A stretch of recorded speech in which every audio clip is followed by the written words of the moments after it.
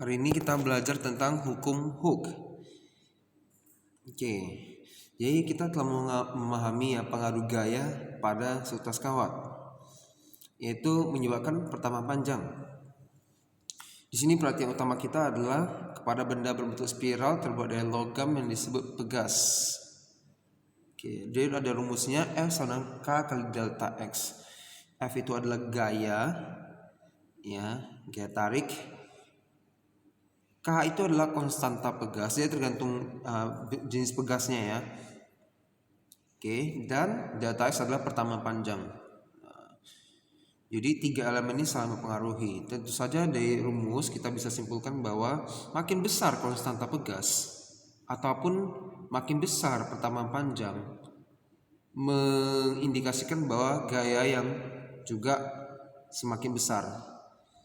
Sebaliknya juga saya boleh bilang makin besar gaya tarik yang kita lakukan pada suatu pegas, maka delta X nya pertama panjangnya makin panjang ya, jelas. Misalnya karet. Nah, karet juga bersifat pegas ya, benar ya. Kita tarik makin kuat kita tarik, maka dia makin pertama panjangnya makin besar. Ya, maka itu dikatakan pertambahan panjang pegas berbanding lurus dengan gaya tarik. Berbanding lurus artinya sebanding. Artinya ya yang satu makin besar, yang satu lagi makin besar juga. Sebaliknya kalau yang satu makin kecil, gaya tarik yang makin lemah, maka pertama panjangnya tentu makin kecil ya. Kalau bahasa orang awamnya ya makin ditarik makin panjang gitu ya, makin gak ditarik ya makin gak panjang gitu-gitu aja. Nah, karena pernyataan ini dikemukakan pertama kali oleh Robert Hooke, maka namanya hukum Hooke ya. Dia adalah seorang arsitek yang ditugaskan membangun kembali gedung-gedung di London yang mengalami kebakaran pada tahun 1666. Keren ya. Oke. Nah, ini ada contoh soalnya langsung. Ketika Herman dia bermassa 60 kg bergantung pada sebuah ujung pegas. Pegas bertambah 15 cm. Tentukan tetapan gaya pegas. Nah, ini dia. Pegasnya awalnya begini. Oke. Begitu dia bergantung, artinya berat badannya sendiri merupakan menjadi gaya tarik bagi pegas ini. Jadi dia akan turun pertama panjang. Nah, ini ada delta L ini sebenarnya sama dengan delta X ya. Mana? Yang ini ya. Sama aja ya. Intinya delta di sini. Delta kan artinya perubahan atau pertambahan ya. Oke. Ini ada strateginya. Nanti kalian bisa baca sendiri. Tapi saya akan karena saya ada jelaskan di sini, saya langsung aja. Maka langsung ke jawaban rumusnya. Jadi karena F itu adalah K kali delta X, kita kan di sini ditanya apa? Tentukan tetapan gaya pegas. Tetapan gaya pegas atau konstanta gaya pegas sama ya, berarti K. Oke, ingat K ini adalah tetapan gaya pegas atau kadang dibilang konstanta pegas. Jadi K. Maka sesuai apa ya namanya ya, sesuai cara matematika yang kita pelajari selama ini, kalau mau cari K berarti delta X nya pindah kan, berarti F per delta X jadinya. Nah, karena F di sini adalah berat, gaya tariknya adalah berat anak ini. Berat itu kan massa kali gravitasi ya, ini dia M kali G. Maka K yang tadi adalah F per delta X, kita bisa bilang juga adalah Mg per delta X. Oke, ini. Maka langsung kita masukkan angka-angkanya ini ya. Masanya 60, gravitasi anggap 10. Kemudian pertama panjangnya tadi 15 cm katanya kan. Nah, selalu ubah ke meter, 0,15 meter. Cara bacanya 0,15 meter. Atau di bukunya dibuat pakai 15 kali 10 pangkat minus 2 sama ya. Oke, hasilnya 4000.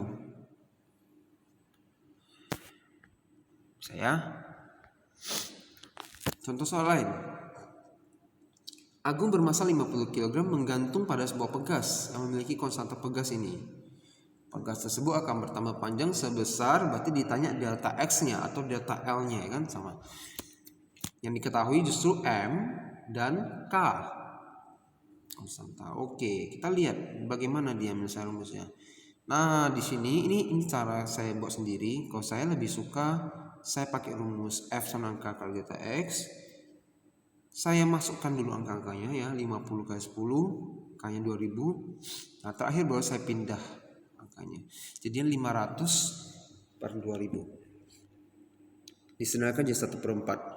Berarti delta X adalah 1/4 meter atau 0,25 meter. Nah, ini boleh diubah ke sentimeter. Karena pada umumnya pertambangan panjang itu kan kecil ya. Jadi kita boleh ganti dia menjadi satuan yang lebih kecil. Dari meter ke sentimeter. Nah.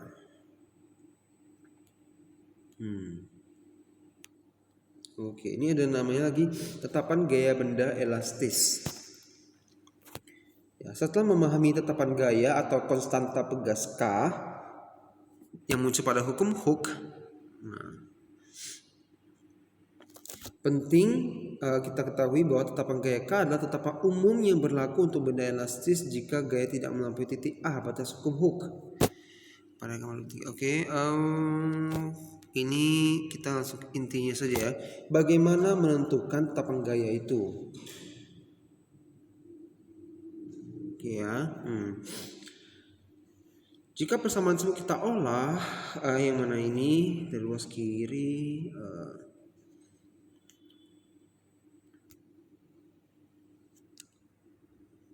iya, oke.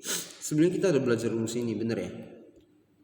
Nah, perhatikan tadi kita baru saja belajar namanya F sama dengan K kali delta L.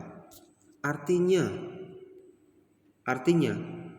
A, E dan L ini ya, dia pindah A-nya ke ruas kanan ya. A, E per L ini adalah K. Kalau kita mau sama-samain rumusnya, ngerti kan? Sekali lagi, ini A pindah ke ruas kanan jadi A, E per L.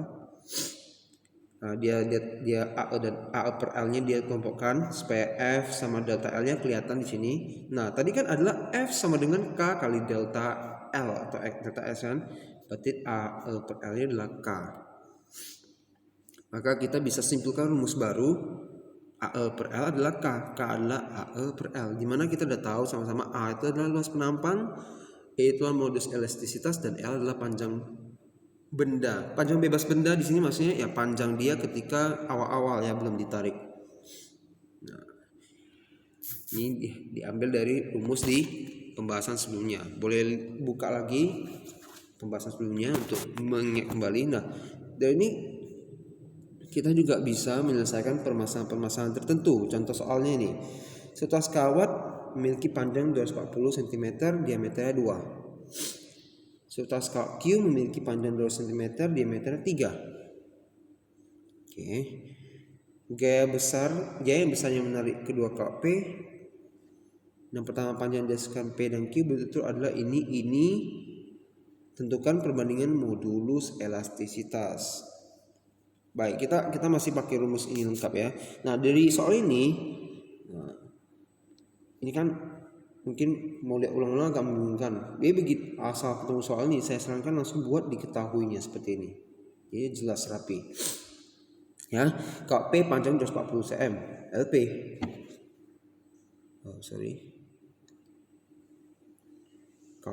Kalau Q panjang 200 cm, LQ. P diameternya 2 mm, DP. DQ juga ada. Gaya dihasilkan kawat. Oke. Pertambahan panjang yang dihasilkan kawat P dan Q betul-betul. Berarti delta LP, delta LQ. Nah, ini dia. Gaya misalnya sama, FP sama FQ. Maka ditentukan perbandingan modulus elastisitas. Berarti EP banding EQ. Jelas ya semua ya, diketahui ditanya jelas.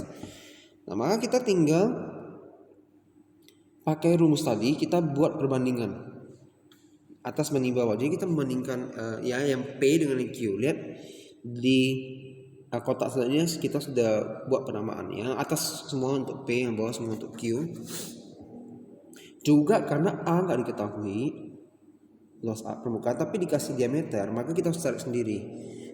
Lihat bab sebelumnya kembali bahwa A itu rumusnya 1/4 V D kuadrat. Oke. Kemudian apa lagi? Dari sini larinya lihat panah, larinya ke sini. Oh, di sini mulai masukkan angkanya. Nah, Perhatikan di sini 1/4 V sama 1/4 V boleh coret. Oke. Jadi tinggal dp kuadrat sama dq kuadrat. 1/dp kuadrat sama 1/dq kuadrat. Jadi 1/2 kuadrat 1/3 kuadrat. Kembali ini ya. P Q ada yang ditanya, jadi tetap P dan Q di sini. Delta LP, delta LQ semua dari soal ada, masukkan angkanya. Selesai ya. Kemudian dari sini ke sini.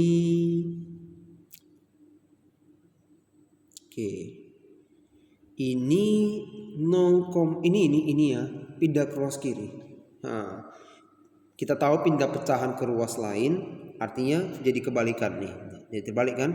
Ini juga pindah kita balik. Jadi sisa EP dan EQ di ruas kanan.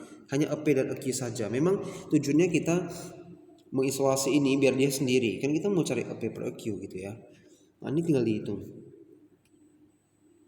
Terus 40 ya, kali 1 dibagi 0,12 bagi 4 ya. Dapatnya 500. Yang ini dihitung juga dapatnya 2500 per 9.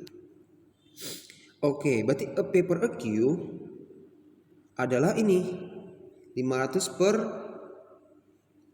dibagi 2500 per 9. Dimana kita tahu bagi pecahan sama dengan kali kebalikannya. Berarti EP per EQ sama dengan 500 per 9 kali 2500. Maka disederhanakan jadi 9/5. Oh di sini ya. Sini ya. Nah, disederhanakan artinya 500 sama 2500 ini kan boleh coret. Sisa 5 di bawah. 9/5. Oke, jangan buat jadi desimal. Karena kita ditanya perbandingan modus elastisitas KP terhadap KQ. Maka jawabannya 9/5. Ya. Ini saya tulis 9/5 saja. Atau boleh ditulis 9/2 gitu ya. 5. Oke. Nah ini kalian boleh lihat juga, ini adalah cara ada di buku cetak ya seperti ini. 9/5 terakhir dia bagi jadi 1,8 boleh.